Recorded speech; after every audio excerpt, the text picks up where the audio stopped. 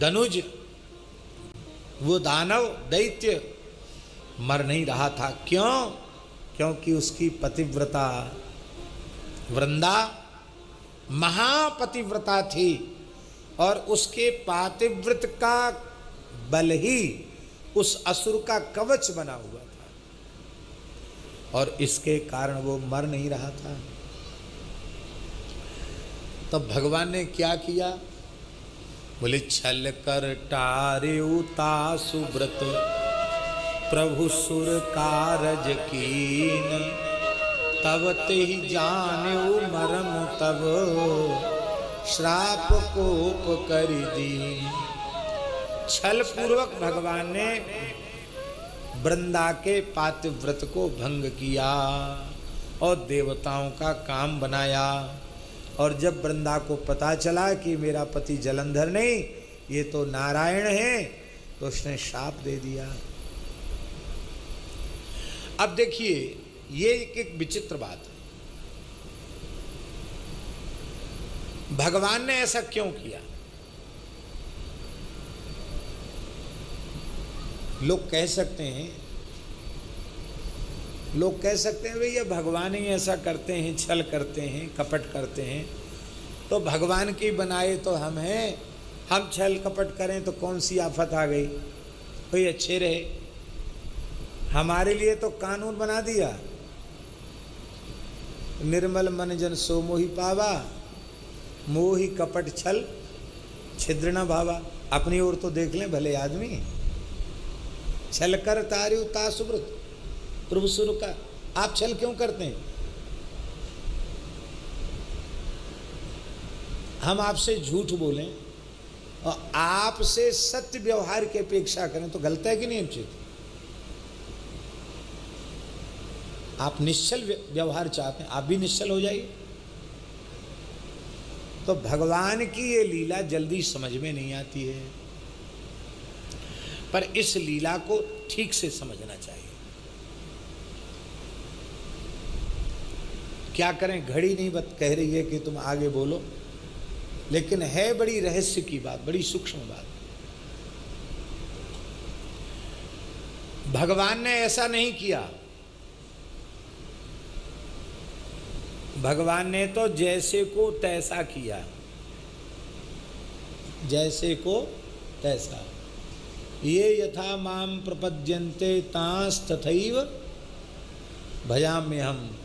आप भगवान को जैसे भजोगे भगवान वैसा ही करेंगे आपके साथ। तो सबसे पहले छल किया जलंधर ने। आप पुराण उठाकर देखें, जलंधर शिवजी का स्वरूप धारण करके भगवती पराम्बा जगदम्बा पार्वती का सतीत्व नष्ट करने के लिए कैलाश पहुंच गया। जिस कंदरा में भगवती विराज रही थी, ये पहुंच गया और माया से ऐसा रूप शिवजी का बनाया कि भगवती भी पहचान न सकी कि ये असुर है। और वो जैसे ही निकट आया, समीप में आया, तो भगवती जगदम्बा पार्वती के सौंदर्य को देखकर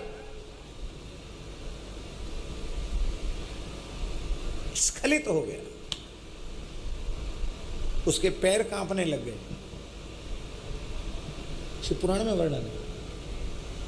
पार्वती जी समझ गई ये भगवान शिव नहीं, भगवान शिव तो ऊर्ध्वरेता है, कृशानुरेता सर्वज्ञ धुरु जटिर नीललोहिता। भगवती शिव नहीं है, ये तो असुर है। भगवती अंतर्धान हो गई। भगवान ने कहा अच्छा तुमने उपाय बता दिया, तुमने उपाय बता दिया कि ऐसा ही करो तब मैं मरूंगा। भगवान बोले ठीक है, जैसे को तैसा ठीक है। भगवान ने कहा तुम शिवजी बन के हमारे परम प्राण प्यारे भक्त शिवजी के का अनिष्ट चाहते हो, पार्वती के सतीत्व को नष्ट करके, तो जो भक्त के प्रति जैसा व्यवहार करता है, मेरा अपना कोई न अनुकूल है न प्रतिकूल है।